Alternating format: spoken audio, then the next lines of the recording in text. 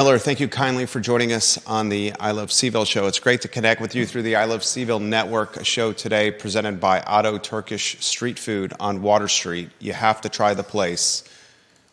It's fantastic. Food made fresh every day, priced reasonably. Food that will get you coming back and talking about it. We certainly are firsthand.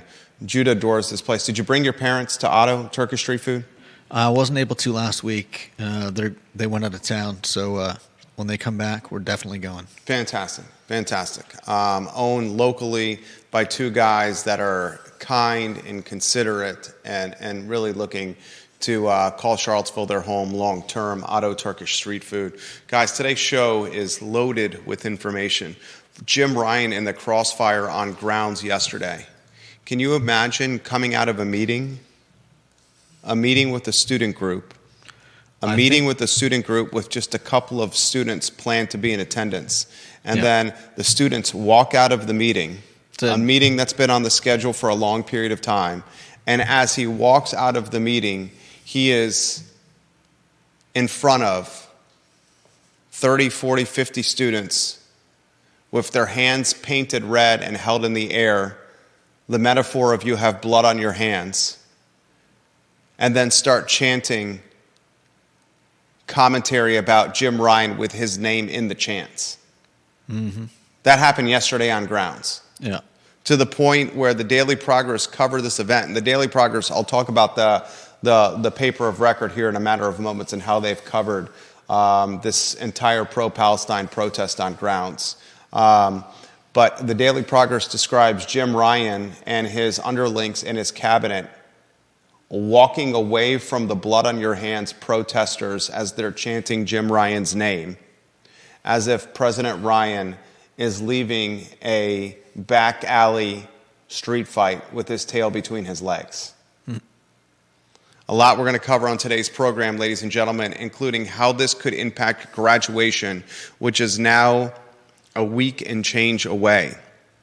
Graduation that sees folks, the most important weekend in Charlottesville from an economic stimulus, economic impact standpoint, a weekend that will forever be remembered for those that are walking the lawn, a weekend that will hopefully be the sweet to the bitter of 4 years ago, the students who are graduating from the University of Virginia a week and change from today are the ones that had their graduation canceled during COVID and the pandemic. So we're going to do some crystal ball predictions of what we think is going to happen with graduation weekend on today's program. We're going to also talk on today's show about faculty having its own town hall yesterday on grounds. Faculty members, non-tenured faculty members on grounds having their own town hall and straight up calling out their bosses in the administration despite not having tenure protection. That topic on today's program. We'll talk tacos. Gomez recovering from a food truck fire. Teacher Appreciation Week is over today. The question, who impacted your life? I'm going to offer some perspective from my personal life where I'm going to highlight maybe someone like Mr. Ed Gillespie. And then I'm going to highlight a teacher that has had a fantastic impact on our oldest son's life. Our son in kindergarten. He has about a week left, 6 days left of school left. A lot we're going to cover on today's program, including Judah. I'm going to weave you in here on a two-shot, so get ready for you to spotlight next week, get the lineup for next week. Mm-hmm. It's pretty fantastic. Yeah. Let's welcome Judah Wickower on a two-shot. Viewers and listeners, like the show, share the show, help us shape the discussion. Mr. DL, welcome to the broadcast. We love when you watch the program, Mr. DL. Set the table for next week's lineup. And they're pretty spectacular. We've got a presidential candidate. What kind of candidate? Presidential candidate. Presidential, as in the local chamber of commerce. Oh yeah. No, a little bigger than that. It's the United States president. This is a Libertarian Party candidate, not the Libertarian Party candidate, but a candidate. I'm very interested to hear what he has to say. We also have the renowned doctor, Dr. Schoeb. Dr. John Schoeb, the owner of Pro Renata, to break some news about Pro Renata's expansion into the Shenandoah Valley. He'll join us on Tuesday. The Disneyland of Crozet is growing, and it's growing very quickly. Yeah, that's great news. And we have the author of the book that was sent to you recently, Schooled, and this is Kurt R. Johnson, a local Charlottesville resident and author. And I don't know if you've started the book yet. I haven't read it, but I'd be excited to read it after you're done. I started it last night. It's a quick read. Yeah, no doubt. Kurt R. Johnson in the house, in studio, the author who is writing about his perspective as a teacher at Charlottesville High School. Yeah. During one of the most difficult and trying times of perhaps Charlottesville High School's history. No doubt. And whether or not he goes back in the classroom, he also makes mention of a school board race that captivated the nation, Allison Spillman and Dr. Meg Bryce. Yeah. He's going to be in the house on Wednesday. Monday and Tuesday, Wednesday show of next week, do not miss them with the 12:30 start. I think the commentary and the content we've provided on this network and on this show of late has been, fantastic. And we strive to do that every day. I think we need to talk, if you want to put the first, lower third on screen and just, focus on the show here, J-Dubs, we need to go with a headline that is not going away for UVA. Set the stage for the first headline, my friend. Well, as many of us were disappointed or hoping for something more than what we got from the UVA presidential town hall, where the questions were curated and the answers were unsatisfactory. I called it a dubious PR stunt, and it's looking more and more like a dubious PR stunt is a kind way of describing what happened.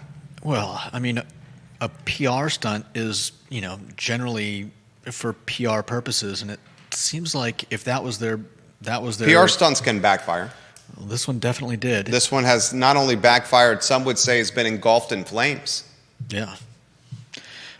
So there are UVA faculty that were just as disappointed, just as unsatisfied with the answers given at the town hall. The digital town hall, Jim Ryan's town hall. And decided to hold their own town hall. These are faculty members that are non-tenured, that do not have job security. Yeah. Bill McChesney continues to bring up a water bottle incident with a camera person on Saturday. I don't know what you want me to say about this, Bill. Yeah. What do you? He continues to post this in the comment section. What do you want me to say about this, Bill? I understand it as an inciting incident, but I don't think that it required the kind of response that the police gave. Definitely not. Definitely did not. A water ball being tossed in the air that hits a cameraman who is not tied to the protest does not elicit pepper spraying and a militant show of force. Even if it hit one of the cops. I mean, police officers, please. I don't know why this is continuing to come on the feed. And I appreciate his comments, and I'm now responding so we can move on. The faculty in the town hall, the actual town hall, the in-person town hall, they asked the questions we asked on this talk show. Did you see? I've got them highlighted. So Judah's going to read from the progress here. And I want to give a moment to salute Reynolds Hutchison, the editor of the Daily Progress, and his reporters who are doing a fantastic job covering these events.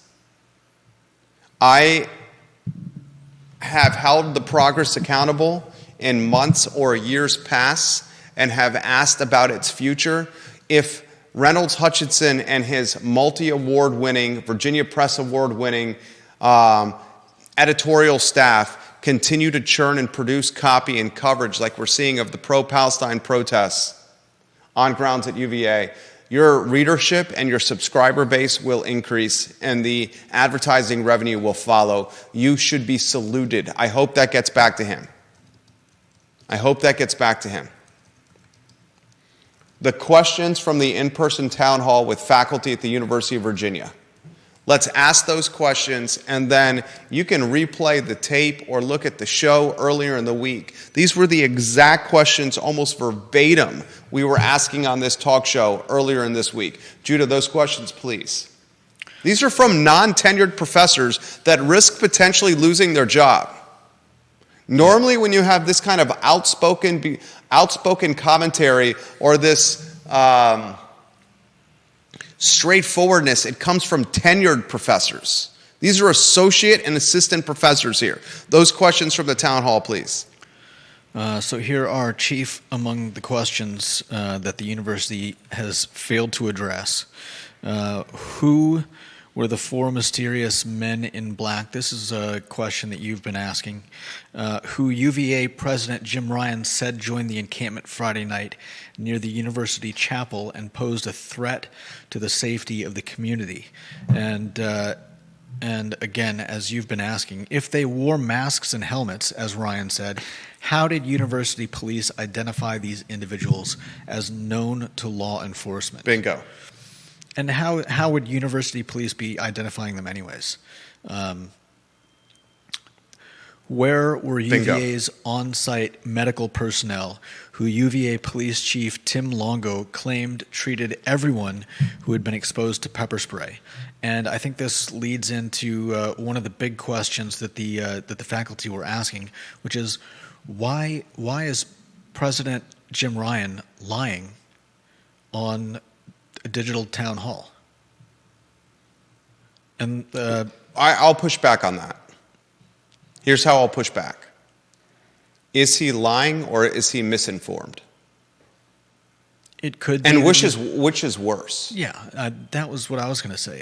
It could be that he's misinformed, but he's the president of UVA. Well, if he's going into a town hall with less than accurate information. That's suspect. Somewhat damning, if not. It's definitely suspect, and also somewhat damning.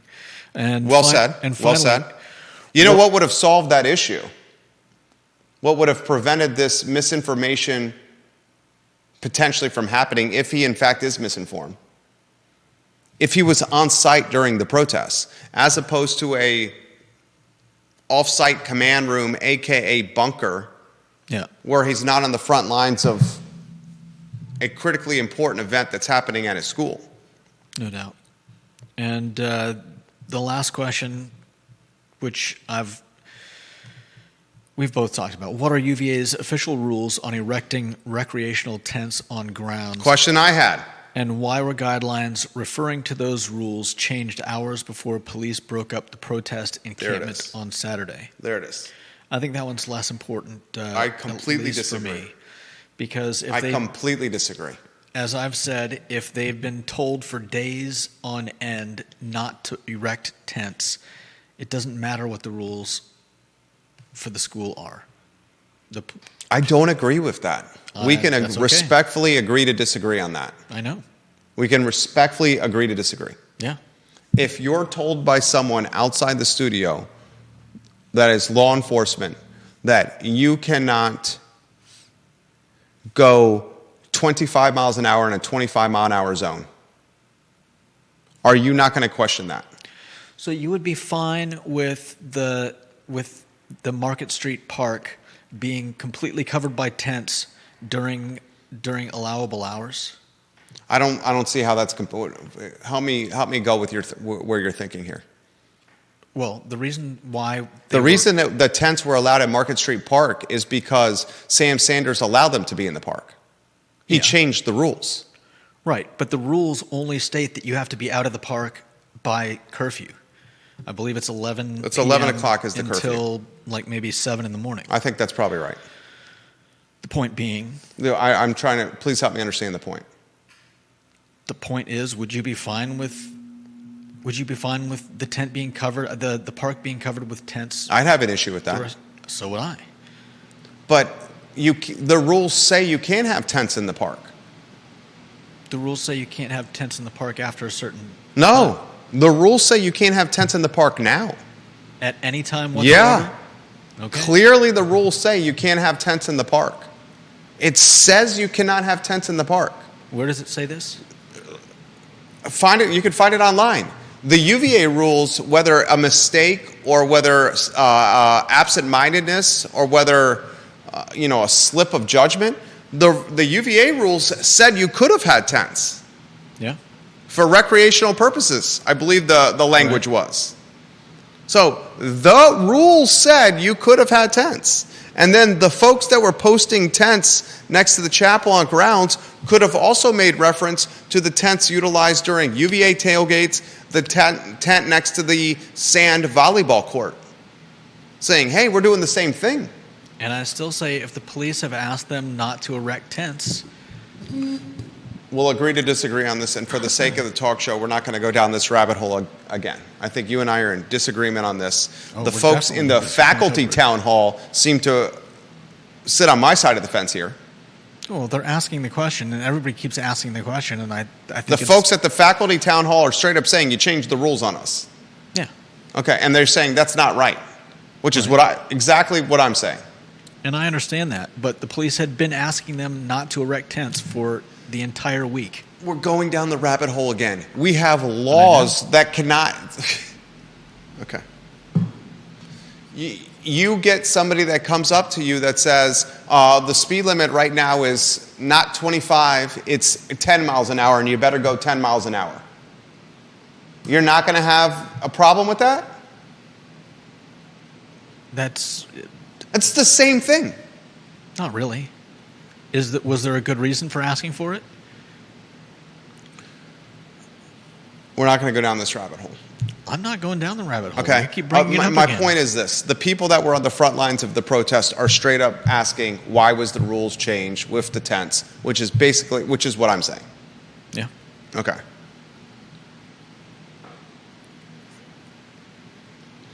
I have a couple of takeaways as we're rotating the lower thirds that fit this topic. Here are the takeaways I have, J-Dubs, and I want viewers and listeners to offer their thoughts. I respect the faculty that had an in-person town hall and asked straightforward questions in what is a traditional town hall setting. Mm-hmm. What they did was an actual town hall. What we saw on Monday or Tuesday, I think it was Tuesday, the digital town hall was a PR stunt that has backfired. Media circus. Media circus is a great description. That has backfired and imploded and further fueled the situation. Yeah. Whoever came up with that strategy, it failed miserably. The one that's the most concerning for me was the 4 outside agitators, air quotes around agitators. I asked the questions in the beginning of the week. If they're in disguise or have their faces covered, how do you know that these are troublemakers from other events that could elicit violence? How did you ID them? What was their facial recognition software? Was there mugshots utilized? Was it the good old memory bank that helped ID these people? Their identities perhaps should be released because this vague description is only adding fuel to the fire. And when you have a fire that's already stoked, the last thing you need is more fuel around the camp. Mm-hmm. You don't store the kindling and the gasoline next to the campfire. And that's what the University of Virginia is doing right now. And the kindling is piss poor communication. The gasoline are softball questions that were curated and vetted to make those on the virtual town hall look prepared. And the Zippo lighter fluid is these 4 outside agitators that no one knows about and frankly even believes were there. Interesting thing, there must be something going on at the courthouses here in Albemarle County, because there are a number, and this is for the second time this week, a number of protesters right now outside the courthouse protesting. I think Judah Wickhauer has some visuals he can put on screen from the lens of Judah Wickhauer, the camera of Judah Wickhauer. And I want you to describe what happened to you. Philip Dow, I 100% agree with what Philip Dow said. Philip Dow, who's a key member of the I Love CVille family, we can get Philip Dow's photo on screen. I made this comment earlier in the week as well. Philip Dow in Scottsville, Virginia, 14 in the family. He says, Jim Ryan should have been on the front line talking to the crowd. The outcome would have been different. 1,000% agree with Philip Dow. Jim Ryan should have been there. Former President Shannon was on site of protests following the Kent State fiasco. When UVA protested Vietnam and post-Kent State fiasco on grounds, UVA's president at the time, Shannon, the namesake of now Alderman Library, was on grounds talking to students eyeball to eyeball. He was not off-site, protected in a hidden bunker, a nondescript bunker or command room. This isn't the President of the United States surrounded by the generals and the heads of all the military branches underground for protection or hiding on Air Force One. This is the University of Virginia in Charlottesville.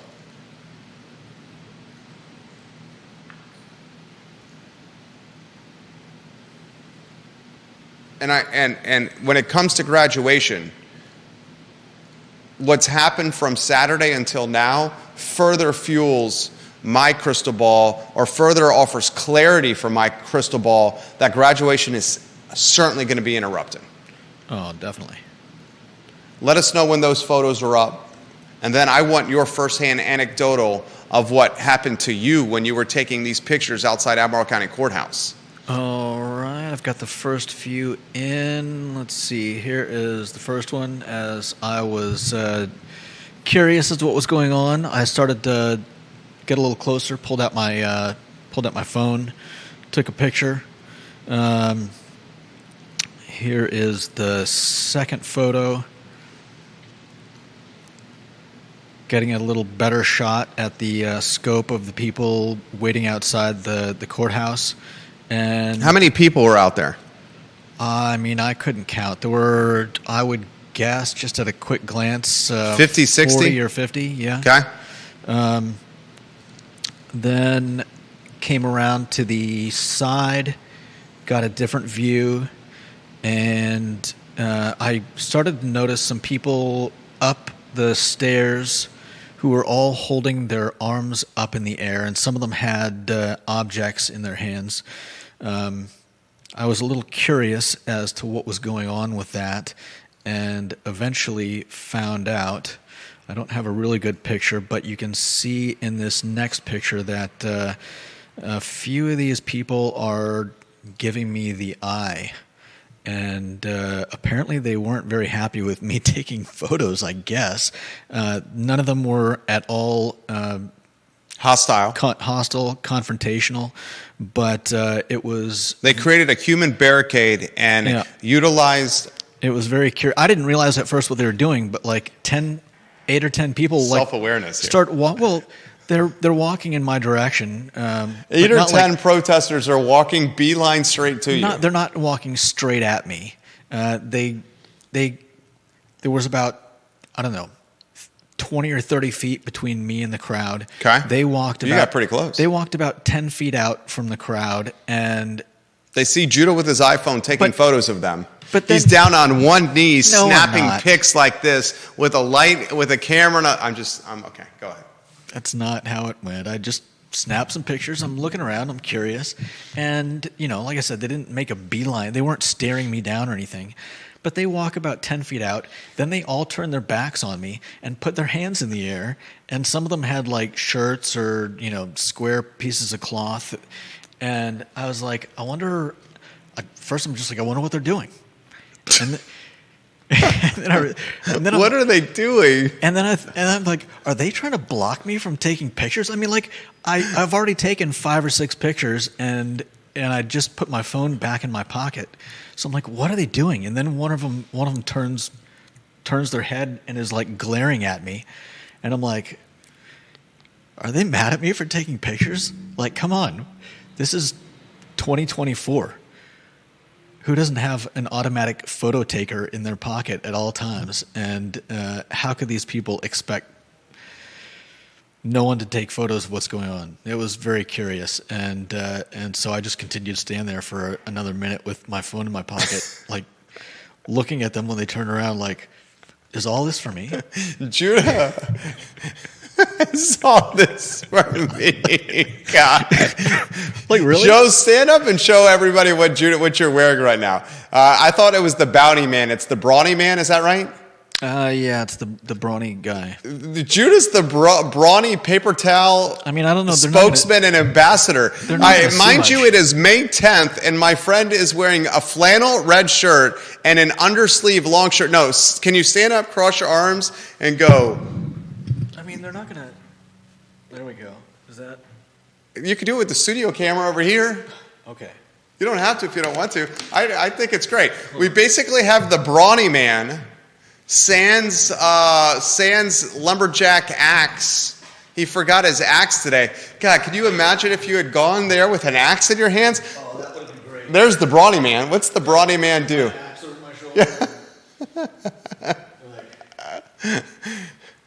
You guys don't disperse. I'm gonna have to start cutting some of you down. And then I'm going to wipe up your blood with paper towels. Oh, that's not nice. It's May 10th, and he's wearing flannel with a long sleeve shirt and jeans. I respect that. I looked at the forecast before I left the house, and I thought, I don't think I need a sweater. Truly the odd couple. Studio camera. It's still on there. I got a short sleeve rowback shirt on and shorts with a short inseam here, a high inseam.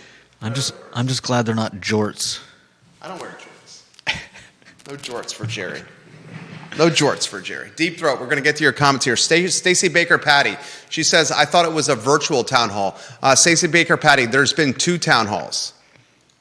There is town hall number 1 was Tuesday, and it was done via Zoom, and that was there's Lloyd Snook in shorts in a short sleeve shirt. Did you get him? No. The former mayor is wearing a white short sleeve polo and blue shorts and some loafers. We should ask him to walk by the studio again. This is very casual right there. He's looking sharp. Mayor Greenbrier over there. Yeah, Stacey Baker Patty, the digital, there was one that was done via Zoom. It was kind of a circus. It was circus. And then there was another one that had a Zoom component but was also in person. So we've had 2 town halls this week. One a real town hall hosted by associate and assistant professors, which I find courageous. Courageous. Yeah. Vanessa Parkhill says this, get her photo on screen. I was under the impression that was coming from the school. Maybe I was mistaken. Was it police or UVA administration who first requested tents not be erected? The first impression for me was the school.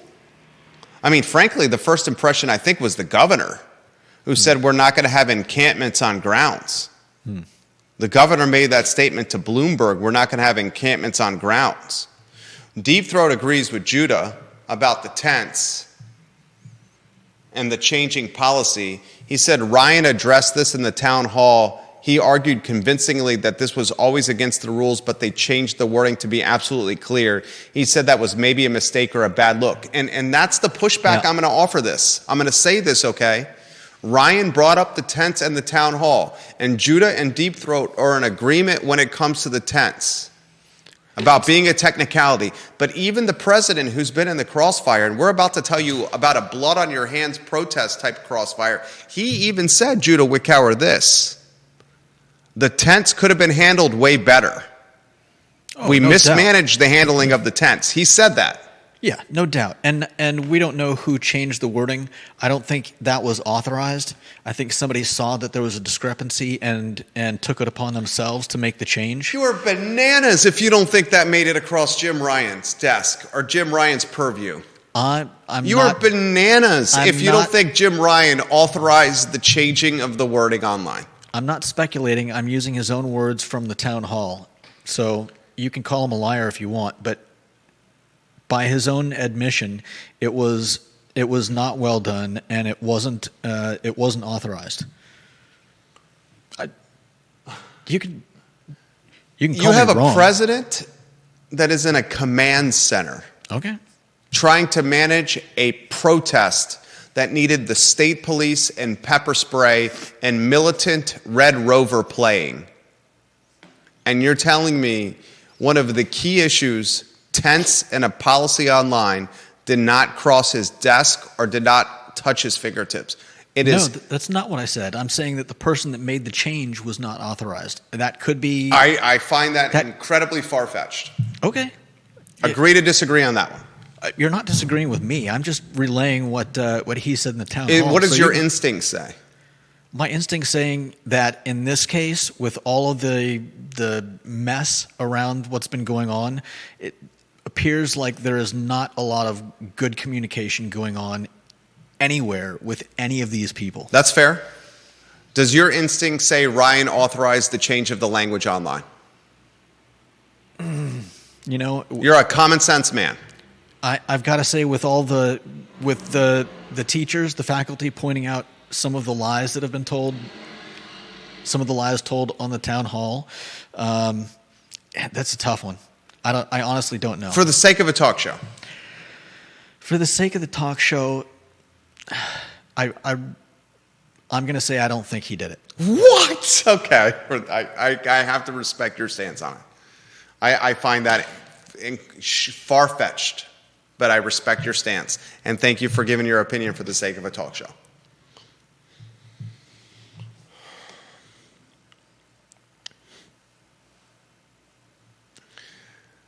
Deep Throat says, I agree, however, that Ryan's town hall was not successful in its aims. Try to play the middle, defend yourself aggressively, apologize objectively, but don't dance. He tried to play the middle, but instead he should have defended yourself aggressively, apologize, but don't dance. Ryan, dude, I genuinely like the president of the university. We have been told that over the last couple of weeks, he and his cabinet are streaming the content on this show. So if he happens to be streaming this show, I want him to hear, I genuinely like the man because he is approachable, he is likable. In the branding world, he knows how to localize, humanize, and personalize himself. Yeah, this no doubt. Running around town and come run with me is brilliant. Mm-hmm. It's akin to Chief Kachis and the walk and talks in neighborhoods that have violent tendencies. It's genius what he's done. Running for the Children's Hospital in the Boston Marathon, genius. Jumping in the swimming pool when the swimming and diving team. Chief, the mayor, Councilor Slook, get him on the Market Street cam. Do you see him? Did you get him? Got it. Oh. Did you get him? He's doing a little turn for us. Oh, he's turning? He's going to jog. Did you get him? He's off in the sunlight now. I might be able to turn that down a little bit. You got it? If I can, yeah, hold on. Counselor Snook in shorts. I've never seen that before. Friend of the program. He's wearing shorts. Yeah. Maybe he's going on vacation. We owe 25 jumping jacks for local luminary Counselor Snook walking by in a white polo. Scott Goodman, defense attorney, just walked by. Okay. Scott Goodman, a legend. Was that the guy with the ponytail? Scott Goodman, no. It's not Scott Goodman with the ponytail. That's hilarious. Scott Goodman just walked by, a defense attorney legend in this community. That means we have 20 jumping jacks we have to do. I'm going to call Scott Goodman a local luminary. All right.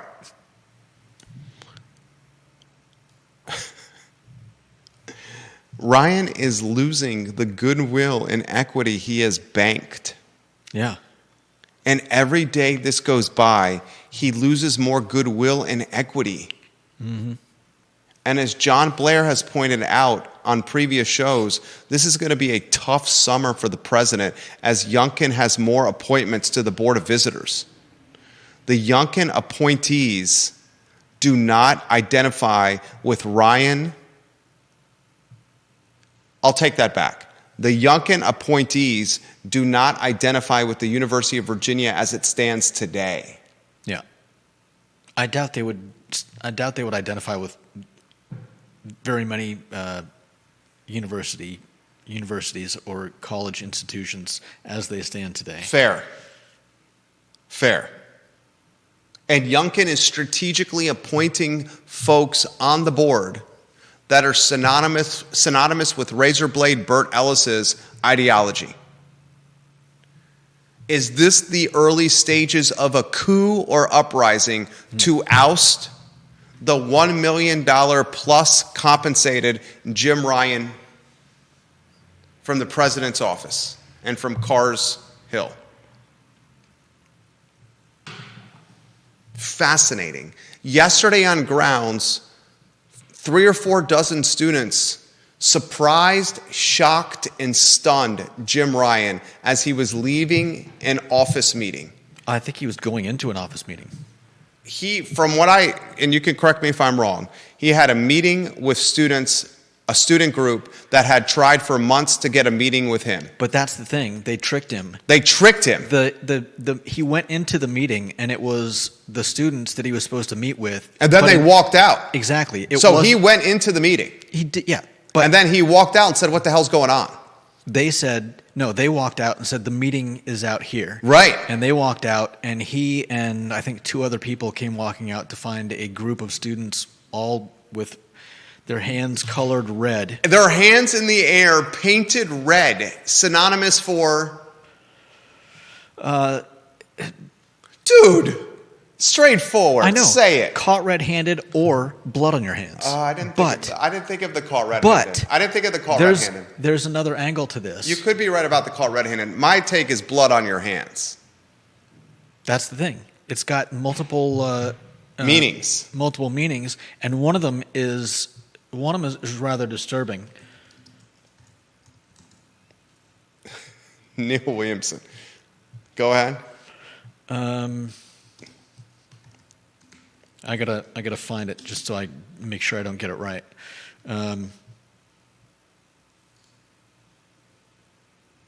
There was a Ramallah lynching in 2000, 24 years ago, during the second intifada of the violent uprising, and premiered before celebrities wore red hand pins at the Oscars this year. So, while they may not have intended that connection, some people who still remember those things may have taken it that way. And it may come across as, I don't know, not necessarily insensitive. I don't think anyone's going to accuse college students protesting on campuses as being sensitive to anyone. But there are multiple meanings behind the red hands, whether they desired them to be taken that way or not. Philip Dow in Scottsville says, you do not change rules during any event. You look at the rules and you change them after the fact. 1,000% agree with you. 1,000%. Because when you change the rules, it becomes a topic of conversation. So Ryan leaves a meeting that a student group was efforting for months.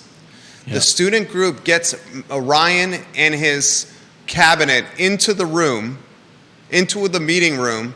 Once he's in the meeting room, the student group tricks the president, surprises, shocks, stuns as Ryan exits the meeting. And upon exiting the meeting, he is met by 3 or 4 dozen students with their hands painted red. Blood on your hands. Caught red-handed. Or the third option, as Judah just described. Jim Ryan, there's a photo in the Daily Progress about this. Did you see the photo? I've got the article open. He looks absolutely floored in this photo. He was expecting a meeting, and Like he saw a ghost. And he got something else. And I mean, what are you going to do? It's not like he can. It's not like there was a dialogue going on. So he's kind of stuck there as a what do you call it? A social voyeur, as a shocked onlooker, as someone who realizes that you know what is going to hit the fan. The students then began chanting what? Well, first they read him something that they had written about what they wanted the meeting to be about. But I think from what I read, the main portion, the people that were supposed to meet with him, realized that he wasn't going to have an honest discussion with them, and so as what do they chant? Let's see. Well, I know one of the things they did was called him. They've been calling him Genocide Jim. Yeah. Ladies and gentlemen, did you hear that? Did you hear that? The protest group was calling him Genocide Jim. 60 red hands. Well, what else did they chant? Let's see. I'm looking for the exact quote.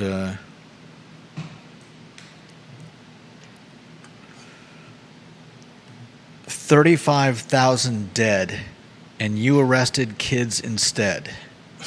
It was then that Ryan and Bonner began to walk away, down the lawn in the direction of the rotunda. Behind him, the students stood in place, hands still raised, voices chanting in unison.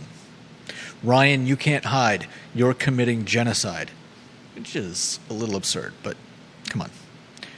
Like I said, they're not exactly the most sensitive bunch. And one of them said, this was one way for us to show the administration that we're not willing to engage with them if these are the terms they're going to engage us on. Oh my God, I just got a breaking news thing that came across our desk. Breaking news across the I Love CVille Network. Put a lower third on screen.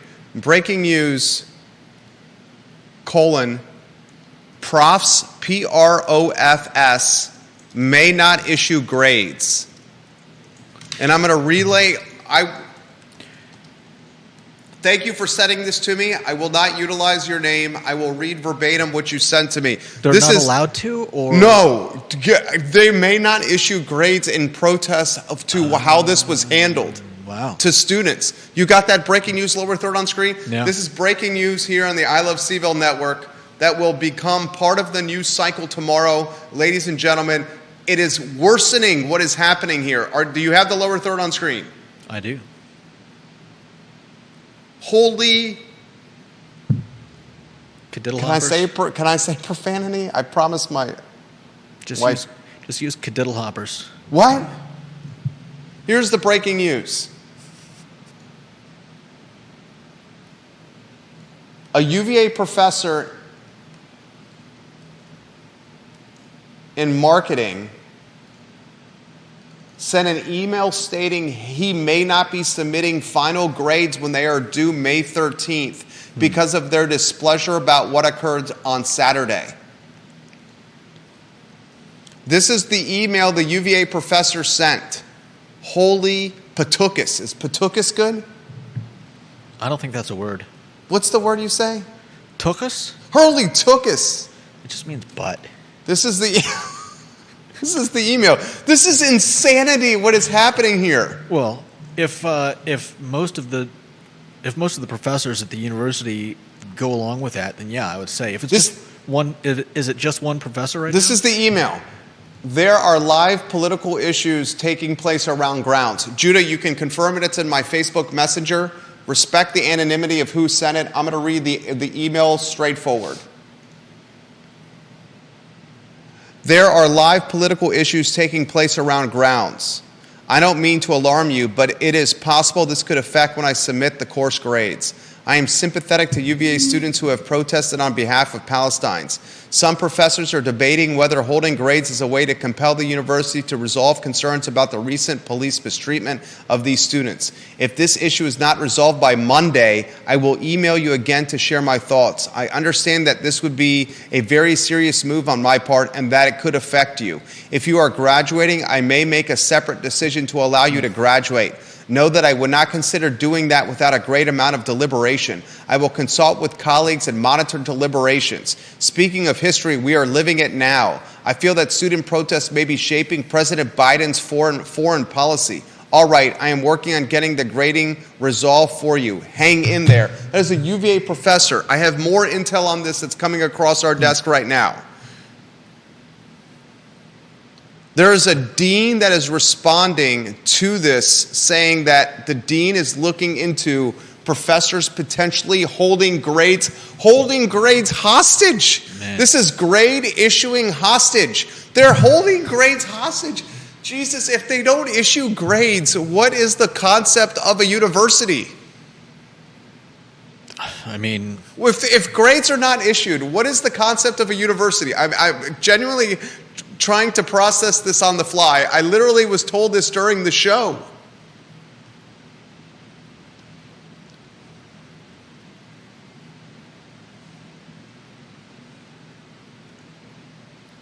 What the? I'm flabbergasted right now. that is nuts.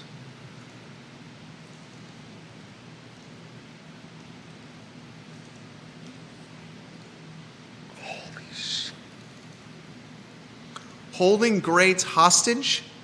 Yeah.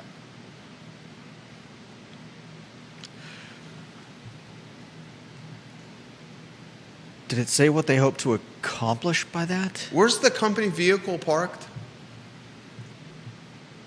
You mean the one that I moved earlier today? Yeah. It's in front of Truist. I got a 145, so I may be sprinting. Oh my God, holding grades hostage. That is a conversation for your cocktail party, your dinner table, or your backyard gathering this weekend.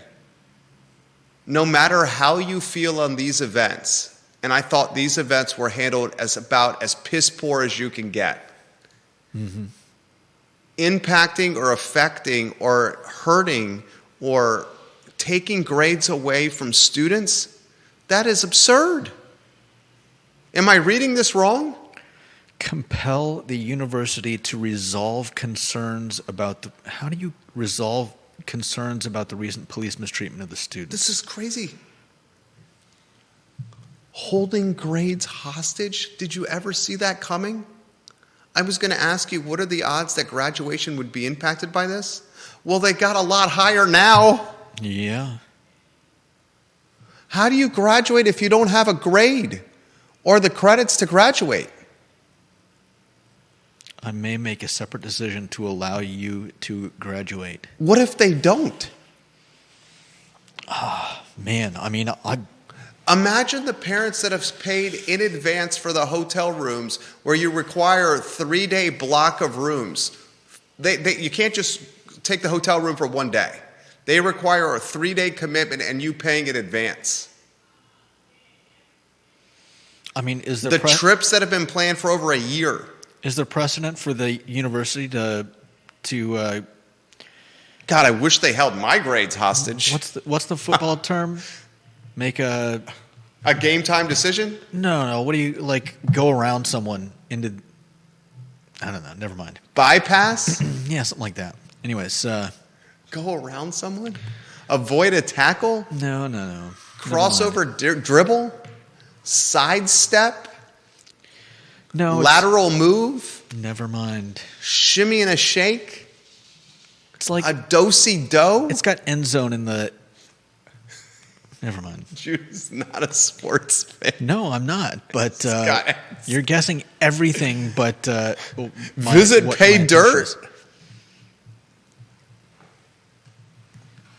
Holy, I gotta go. I have a 1:45 p.m. I cannot believe they're holding grades hostage or considering it. What is a university with end around? End around? Neil Williamson? I don't know. I don't know. A lateral? No. A reverse? Screen pass? Maybe. A pitch to the tailback? All right. No, Jerry. Okay. Holy shit. Grades hostage is blowing my mind right now. That's crazy. I can't even process this. I wish I had known this before the show started. That is breaking news for you right now on the I Love CVille show. That will be in the news cycle tomorrow, I assure you. And if grades are in fact held hostage, that makes the Washington Post. That makes the New York Times. That makes not just the Daily Progress. That is in national papers. Has any other college or university held grades hostage that you know of? I haven't heard anything like that. And what is the exact, what is a college if it doesn't have grades?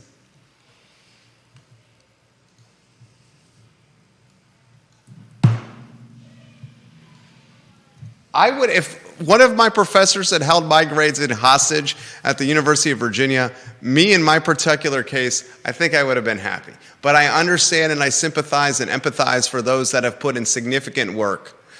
That if they're not getting a grade, that's some bull tookus. Some bull baloney. Some bull butt. Some bull butt. I gotta go. I can't. 1:45. I gotta stop scheduling 1:45s. This is the Friday edition of the I Love CVille show. That's fodder for your cocktail party, ladies and gentlemen. So long. Thank you for joining us. Grades hostage.